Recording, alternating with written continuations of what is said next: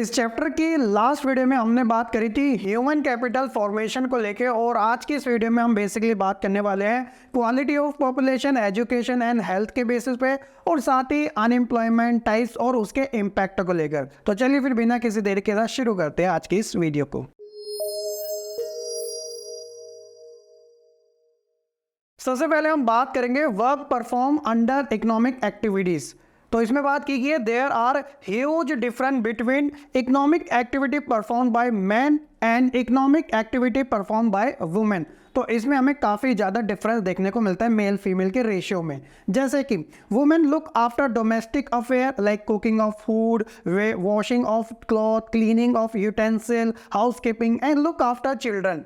और उसी साइड हम देखते हैं कि जो मैन होते हैं उनका जो मेन काम होता है वर्क इन द फील्ड को लेकर। अब इनमें क्या डिफरेंट है, देखिए ये जो होम बेसिस वाले वर्क होते हैं ना वो अनपेड होते हैं, यानी कि आइडियल बेसिस पे किए जाते हैं या फिर रिस्पॉन्सिबिलिटी के बेसिस पे किए जाते हैं। लेकिन अगर आप ये देखोगे ये सारे काम अगर बाहर किए जा रहे हैं ना तो ये सारे पेड में कन्वर्ट हो जाते हैं। उसी तरह मैन के जो वर्क होता है वो क्या होता है फील्ड में ज़्यादा हमें देखने को मिलते हैं। तो इसी वजह से ये जो डिफरेंसेस है वो हमें ज़्यादा देखने को मिल जाता है।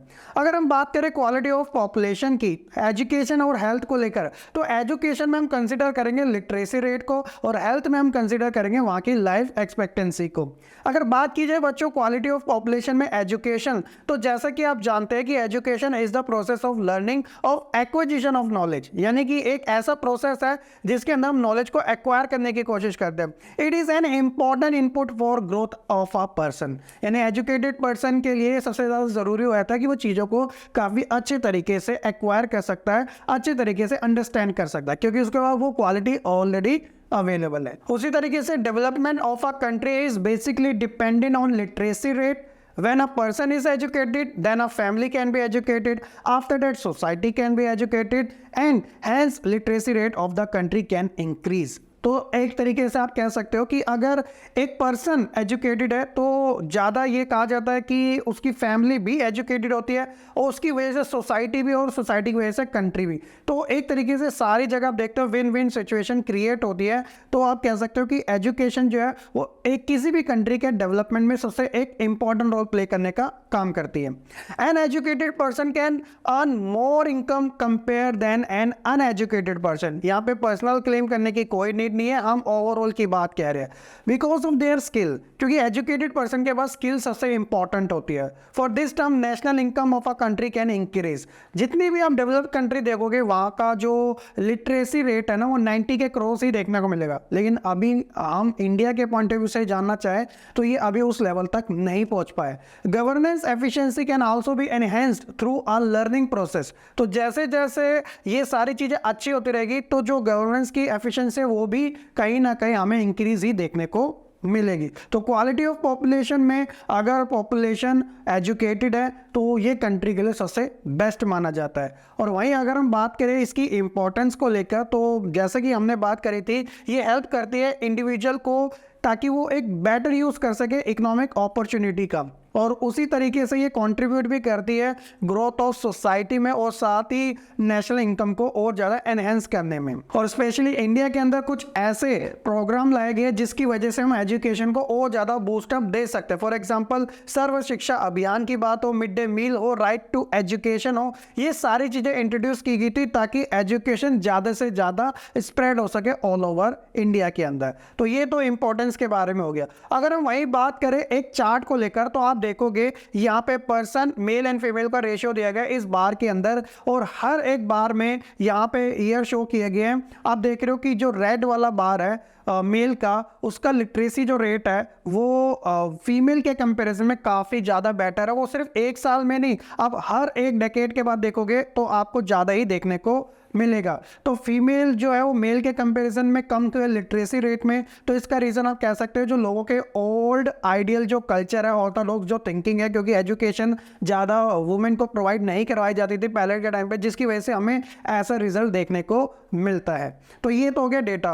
और उसी तरीके से अगर हम बात करें एडमिशन कॉलेज और यूनिवर्सिटी एंड स्टूडेंट्स को लेकर, तो ये डेटा बताता है 1951 के अंदर जो नंबर ऑफ कॉलेज थे वो 750 थे और यूनिवर्सिटी टोटल 30 थी, जिसमें स्टूडेंट कुछ इस प्रकार के थे। लेकिन अब ये डेटा आज के समय आप देखोगे हाल फिलहाल का 2019 एंड 20 का, तो नंबर ऑफ कॉलेज आज के समय 44,000 से ज़्यादा और यूनिवर्सिटी 1000 से ज़्यादा और स्टूडेंट्स भी काफ़ी ज़्यादा हमें देखने को मिले।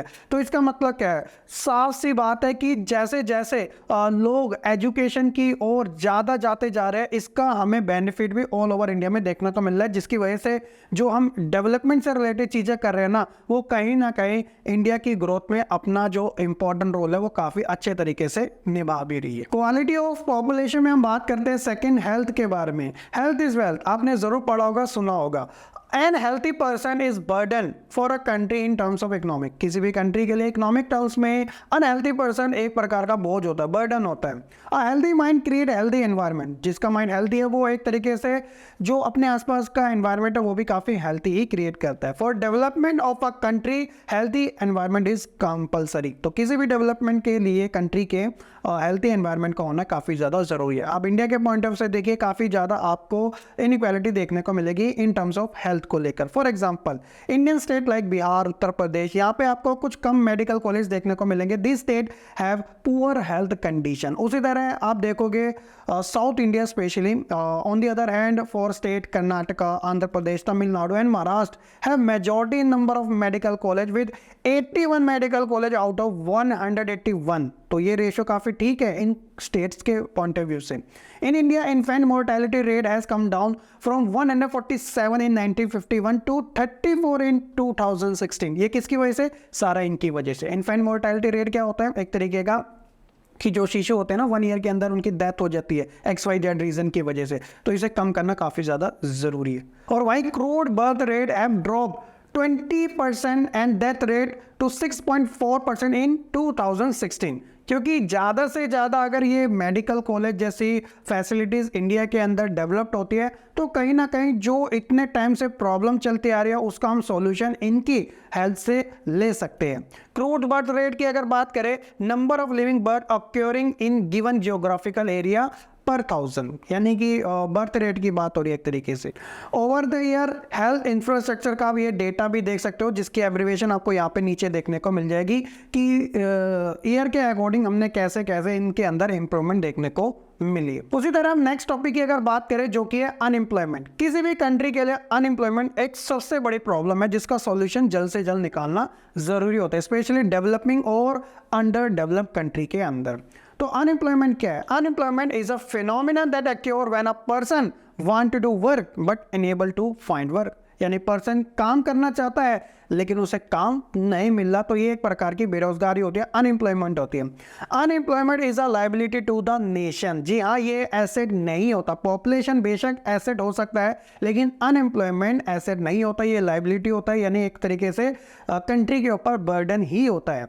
It leads to wastage of man power resource. जी हाँ, ये एक तरीके का वेस्टेज का काम ही करता है मैन पावर रिसोर्स का, क्योंकि अगर पर्सन काम करना चाह रहा है और उसके पास काम ही नहीं है तो एक तरीके का ये वेस्टेज ही कहलाया जाता है।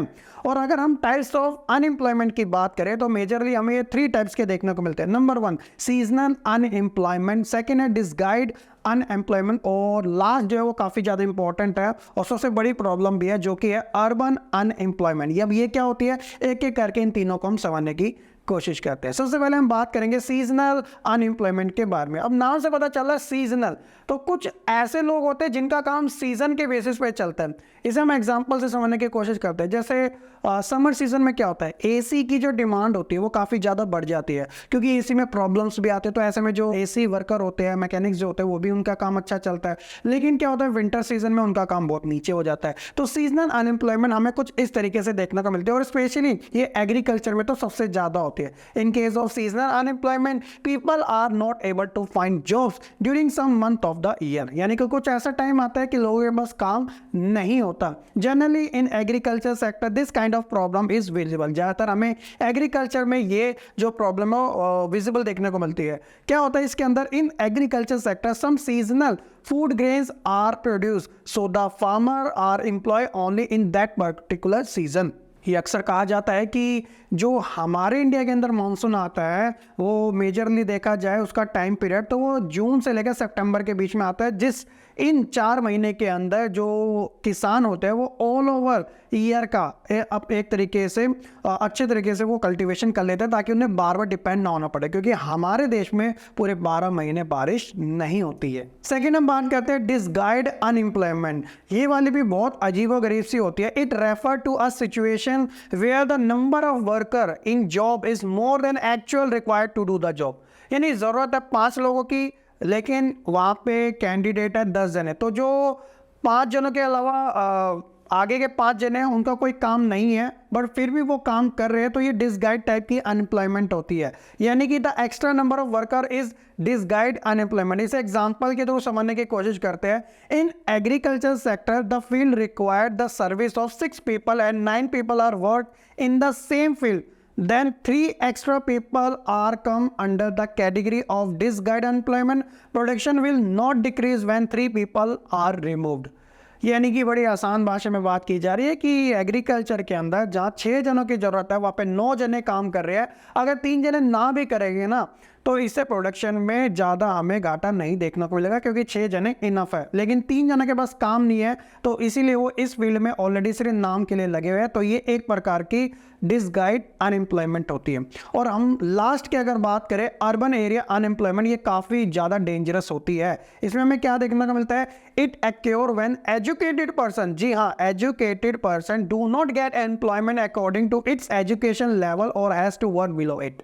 यानी जो पढ़े लिखे लोग होते हैं, अगर उनकी डिग्री के बेसिस पे, एजुकेशन के बेसिस पे उनको उस लेवल की जॉब नहीं मिलती, तो ये भी एक प्रकार की अर्बन टाइप की अनएम्प्लॉयमेंट देखने को मिलती है। आप ऐसे में उन लोगों को ज़रूर काउंट कर सकते हैं जो कि गवर्नमेंट एग्जाम की प्रिपरेशन करते हैं, जो कि बहुत टाइम तक अनएम्प्लॉय रहते हैं, क्योंकि वो एक बड़े एग्जाम की प्रिपरेशन कर रहे हैं और अर्निंग नहीं कर पा रहे हैं। For example, people have higher degree और educational qualification do not work to do, और computer engineering degree holder is working as a data entry operator in a firm. यानी कि किसी ने इतने हाई लेवल की एक तरीके की स्टडी कर रखी है और इतना लो लेवल का काम कर रहा है, तो ये भी क्या होता है? अर्बन एरिया टाइप की हमें अनएम्प्लॉयमेंट देखने को मिलती है, और ये ज़्यादातर हमें अर्बन सेक्टर में ही देखने को मिलती है। तो ये हमारे अनएम्प्लॉयमेंट के बारे में और उसके टाइप्स को लेकर।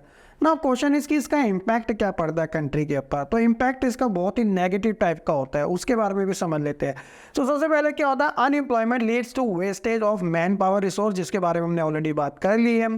People who are an asset for the economic turn into liability, जो लोग कंट्री के लिए एसेट हो सकते हैं, वो क्या हो जाते हैं? लायबिलिटी में कन्वर्ट हो जाते हैं जब उनके पास एम्प्लॉयमेंट नहीं होती है। There is a feeling of hopelessness and disappear among the youth. एक ऐसी चीज़ भी होती है कि जो लोग होते हैं फिर वो पब्लिक में वो जाना इतना पसंद नहीं करते जब उनके पास एम्प्लॉयमेंट नहीं होती है। Unemployment tends to increase economic overload, इसकी वजह से इकोनॉमिक ओवरलोड भी ज़्यादा ही बढ़ता चले आता है, और साथ ही detrimental impact on the overall growth of an economy, ये भी ज़्यादा बढ़ जाता है। Increase in employment is the indicator of a depressed economy, और साथ ही in unemployment leads to decline in health status of individual and family. तो जैसे जैसे ये चीज़ें हमें देखने को मिलती है, इसकी वजह से कुछ नेगेटिव इम्पैक्ट ये भी हमें देखने को मिलता है। इसमें आप क्राइम को भी जोड़ सकते हैं। जब लोगों के पास पैसा नहीं होता ना, तो वो कुछ ऐसी चीज़ों में चले जाते हैं जो वो जाना नहीं चाहते थे। वही है कि मजबूरी के कारण उन्हें कुछ ऐसे काम करने पड़ जाते हैं जो कि कई बार इलीगल भी हो जाते हैं। तो अनएम्प्लॉयमेंट